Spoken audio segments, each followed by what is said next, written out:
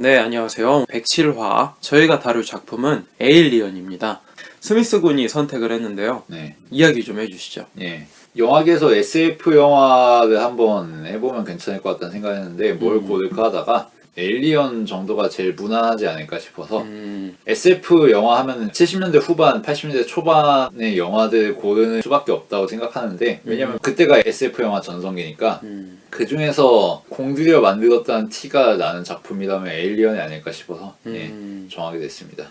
자, 그러면은 기본 정보부터 이야기해드린 다음에 개요를 말씀드리겠습니다. 네. 감독은 리들리 스콧이고요. 제작가 배급의 20세기 폭스. 네. 제작자는 고든 캐롤. 각본은 댄 오바론. 음악은 제리 골드스미스. 촬영에는 데렉 반 린트.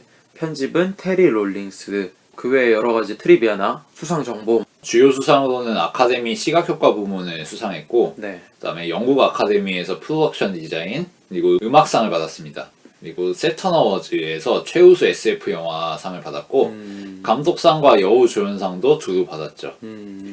박스오피스는 1억 달러 정도였다고 하는데 네. 이것에 대해서 의견이 분분하긴 합니다. 제작사이자 배급사인 20세기 폭스에서는 흑자가 났다고 발표를 하긴 했지만 막상 따져보면 적자가 아니냐. 아, 진짜? 회계 조작해가지고 흑자 난 걸로 포장한 거 아니냐 라는 의견이 좀 많았습니다. 근데 아무튼 큰 수익을 내지는 못했다는 거. 물론 2차 수입으로는 꽤 성적을 거두긴 했지만 그러니까 대외적으로는 흑자를 봤다고 광고를 하지만 사실은 비용들을 어떻게 잡느냐에 따라서 이게 흑자가 되고 적자가 되고가 좀 많이 갈릴 수가 있죠. 예. 회계 처리를 어떻게 하냐에 따라서 달라지는 문제이기 때문에 예. 비평적인 이야기를 좀 해주시죠. 네, 일단 로튼 토마토에서는 97%의 신선도와 9.0점의 평점을 받았고 메타크리틱에서는 83점을 받았습니다. 그리고 유저 스코어는 8.9점이었고요. 이 영화에 대해서는 개봉 당시에는 찬반이 많이 나뉘었는데 2001 스페이스 오디세이와 비교당하면서 여러 가지 비판을 많이 받았다고 합니다. 하지만 지금에 와서는 시간이 지났기 때문에 많이 희석이 됐고 AFI 기록 유산으로 등재시키기도 했고요. 에일리언 시리즈가 4편까지 나왔는데 네. 1편이 단연 지금까지도 칭송받는 작품이겠죠. 보통 1, 2가 경합을 하죠. 네.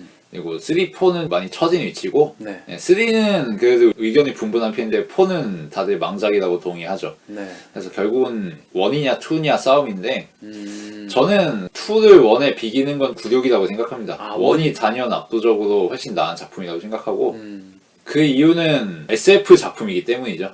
예.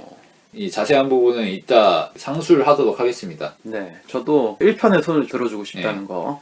그러면은 제작하게 된 배경, 기타 트리비아 같은 것들 이야기해 주시죠. 에일리언이 나왔을 79년이라는 시기를 이해하고 넘어갈 필요가 있다고 생각했는데 79년은 SF 영화가 한창 발달하던 시기입니다. 왜냐하면은 70년대 이전에는 영화를 통해서 SF를 구현한다는 거, 과학적 소재를 가진 창작물을 스크린으로 구현한다는 거, 이게 굉장히 어려웠거든요. 왜냐하면 특수효과의 문제가 당장 그치. 있으니까. 네. 물론 그 이전에 몇몇 작품이 있긴 했습니다. 2001 스페이스 오디세이라든지 아니면은 폭성 탈출이라든지 이런 작품들이 60년대 후반 정도에 나오긴 했죠.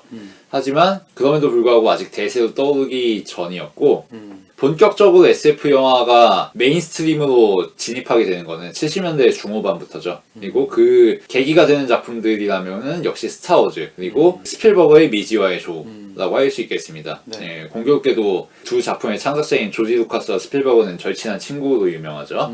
그러니까 어떻게 보면은 SF라고 하는 장르가 팔리기 시작한 때라고 볼 수 있겠네요. 네, 그렇죠. 팔리기 시작한 때이기도 하고 SF다운 영화를 만드는 게 가능해진 시기이기도 한 거죠, 이때가.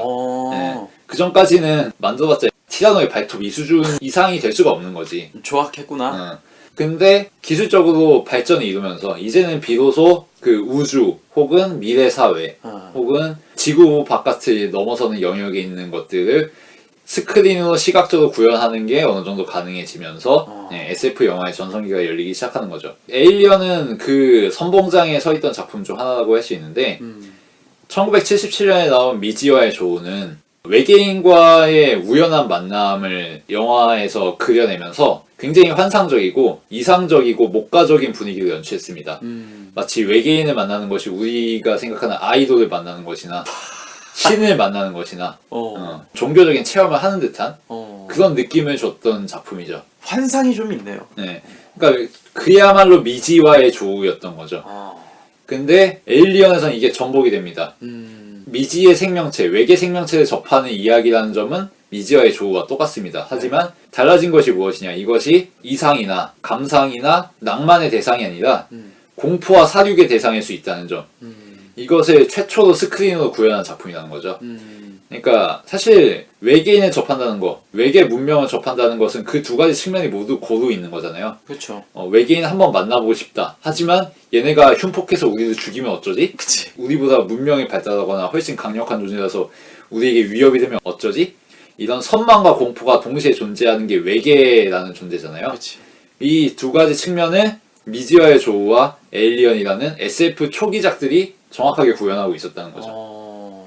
이 점에서 대조가 굉장히 잘 되는 작품들이고 앞으로의 SF 영화들의 방향성을 주도해 나가고 좌표를 설정했다는 점, 그 점에서 높이 평가받을 수 있는 작품들이 아닌가 합니다. 그 이후에 나온 작품들이 SF의 고전으로 꼽히고 있잖아요. 뭐 E.T.라든지 그쵸. 블레이드 러너라든지 터미네이터라든지 네. 백투더 퓨처라든지 그런 작품들이 다 이런 흐름 속에서 같이 나온 것이고 에일리언이 이 흐름의 시발점 역할을 한 작품 중 하나라는 것, 그 점을 강조하고 싶고요.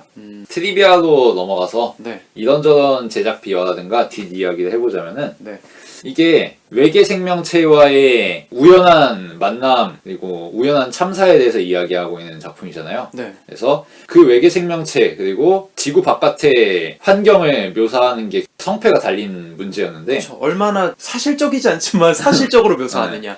그 점 때문에 디자인에 상당히 신경을 많이 썼습니다.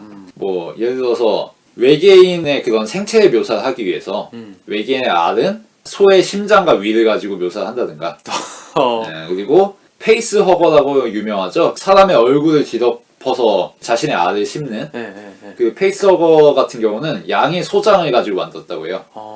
창자.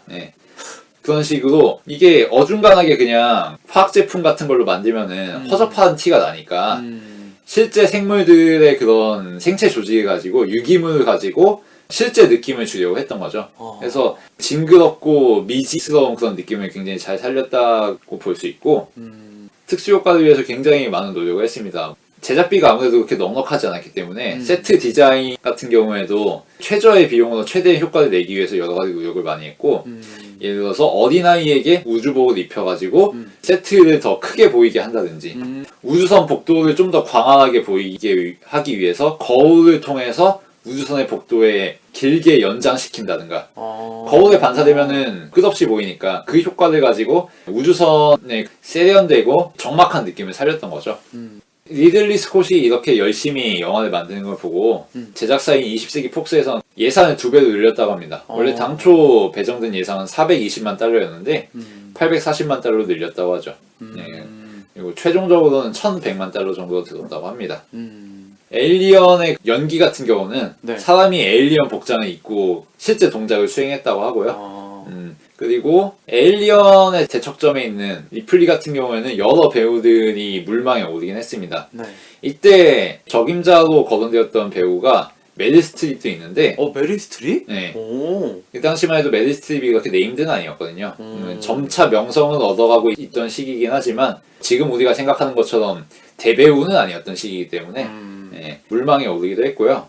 하지만 최종적으로는 시고니 위버가 선택이 됐습니다. 시고니 위버도 이때 그렇게 명성이 두드러진 배우는 아니었는데 리들리 스콧이 사무실에 있는 영화 제작에 참여하는 여러 여성 간부들이나 스태프들에게 스크린 테스트에 참여하도록 요청을 했다고 합니다. 그래서 오디션을 진행해서 이 배우들 중 어떤 배우가 리플리 역에 적합하겠느냐 그거를 여성 스태프들, 여성 간부들에게 물어봤다고 해요. 근데 만장일치로 시고니 위버를 다들 선택해서 시고니 위버가 주역이 된 거죠.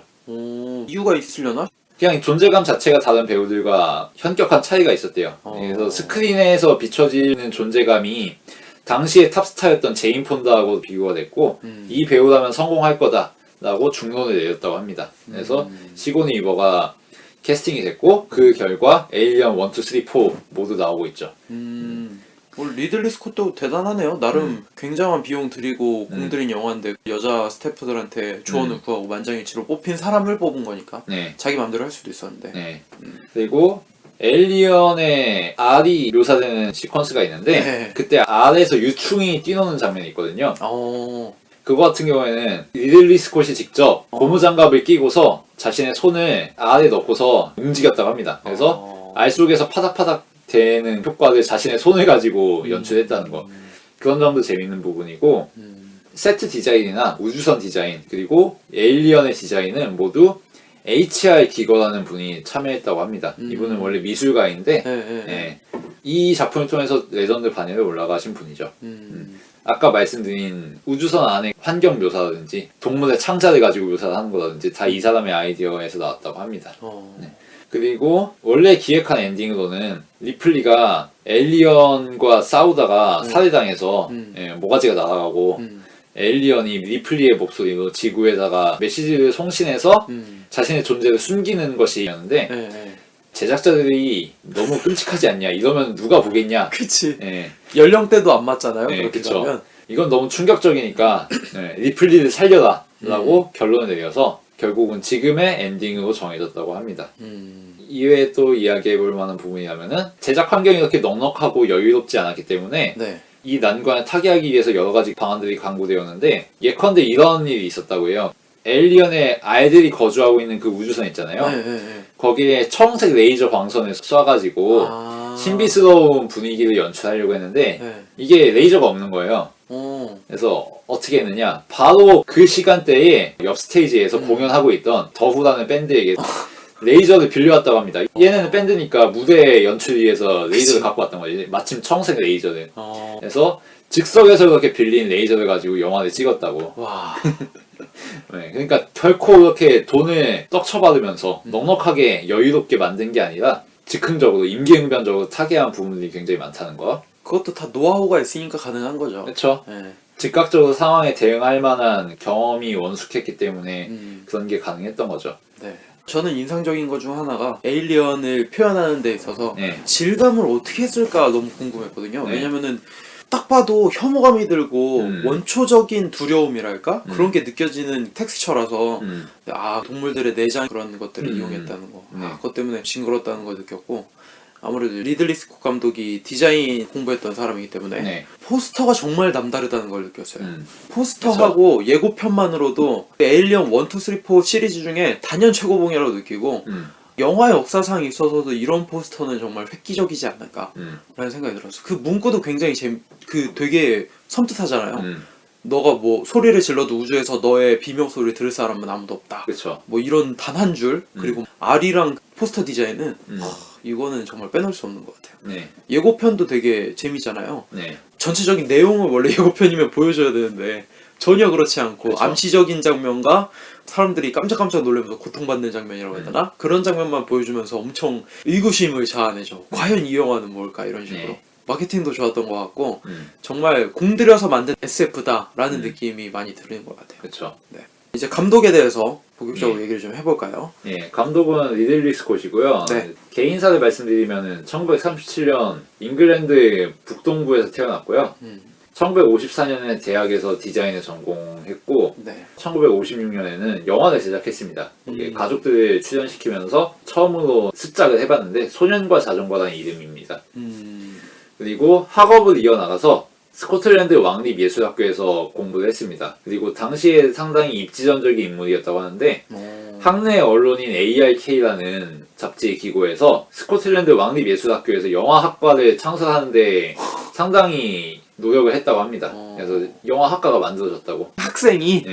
대단하네. 이 학교에는 영화학과가 있어야 되는 이유가 있다라고 얘기를 해서 그리고 1963년에는 학교를 졸업하고 BBC의 무대 디자이너로 입사하게 됩니다. 그래서 TV 시리즈 이것저것에서 활동을 하면서 점차 커리어를 쌓아나가다가 연출을 시작했는데요. 스스로 만족하기 어려웠던 모양인지 자신의 형제인 토니 스콧과 함께 68년에 영화 및 광고를 제작하는 회사인 RSA를 설립하게 됩니다. 그래서 프리랜서로 일하게 되는 거죠.